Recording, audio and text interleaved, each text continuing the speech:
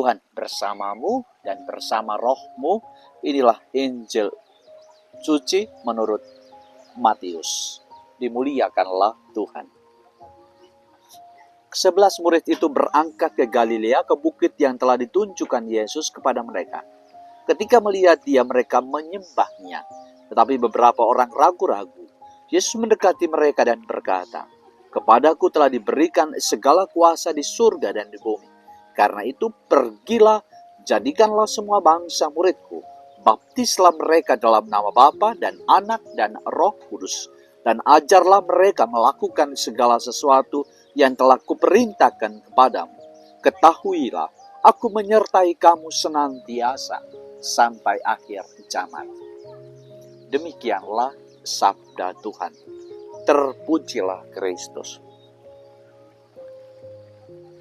Para saudara dan saudariku yang dikasihi oleh Tuhan,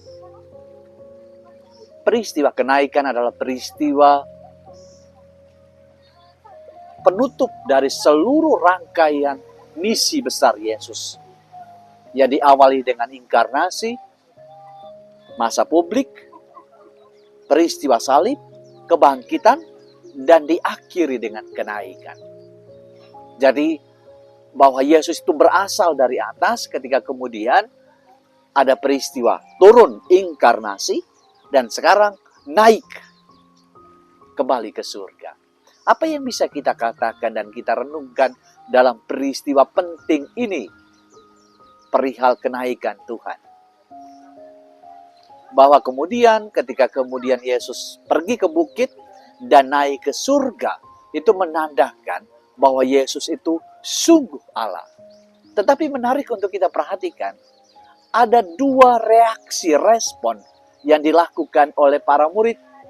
Pertama, mereka menyembah. Jadi tanda bahwa pengakuan Yesus sebagai Allah yang naik ke surga, itu ditandai dengan para murid itu menyembah. Tetapi kenyataan yang lain bahwa di antara para murid ada yang ragu-ragu dan tidak melakukan itu. Dan itu persis terjadi dalam seluruh perjalanan iman. Sejarah Kristiani bahkan. Bahwa di dalam seluruh kealahan Tuhan, sikap orang yang sungguh beriman adalah dengan menyembah. Dan sikap orang yang tidak percaya akan terus mengalami keraguan-raguan akan pengakuan Yesus sebagai Allah. Pertanyaan kecil untuk kita. Kita pada posisi yang mana? Di antara para murid, ada dua disposisi yang berbeda. Yang satu menyembah, yang lain ragu-ragu. Kita sebagai orang beriman, mungkin kadangkala kita menyembah dan kita mengakui Allah. Baiklah kita selalu berada dalam posisi iman yang teguh bahwa Yesus sungguh Allah dan kita menaruh penyembahan, sikap penyembahan setiap saat di dalam hidup kita. Karena pada saat yang sama ketika kita menyembah Tuhan, jaminan Yesus itu sungguh luar biasa.